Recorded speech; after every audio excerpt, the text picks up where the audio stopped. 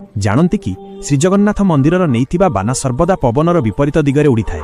यह पछरे देवराज इंद्रंको एक पौराणिक कथा रही। कथा अनुसार जेतेबेले नीलाचल धामरे राजांक द्वारा श्रीजगन्नाथंक भव्य मंदिर निर्मित हैला सेतेबेले समस्त देवगण स्वर्गरु ओह्लाई आसी याकु दर्शन कले। मंदिरटी अति मनोरम होइथिला, किंतु एहार शिखर एते उच्च थिला जे मने हेउथिला सते जेमिति यह आकाशकु भेद करी स्वर्ग पर्यंत पहुंची जिवो। यह देखि देवराज इंद्र भयभीत होइगले। से भाबिले जे जदि मंदिर स्वर्गकु छुइब तेबे तांकर इंद्रासन विपदरे पड़ी पारे। से संगे संगे पवन देवता वायुदेवंकु आज्ञा देले, तुमे नीलाचलरे प्रलयंकरी झड़ सृष्टि कर जेमिति एही मंदिर क्षतिग्रस्त हेब। वायुदेव सेया कले, किंतु आश्चर्यर कथा यह थिला जे मंदिरर ध्वजा पवनर दिगरे न उड़ी पवनर विपरीत दिगरे उड़ीबाकु लागिला।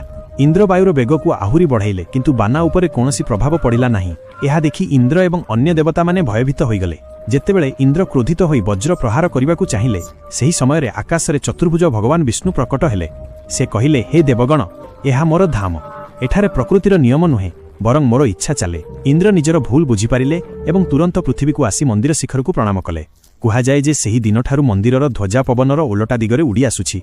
एहा प्रमाण करे जे जेउठी जगतर नाथ जगन्नाथ अछंती सेठारे प्रकृति मध्य तांको पछरे चाले। जगन्नाथंक भक्त माने कमेंट रे जय जगन्नाथ निश्चय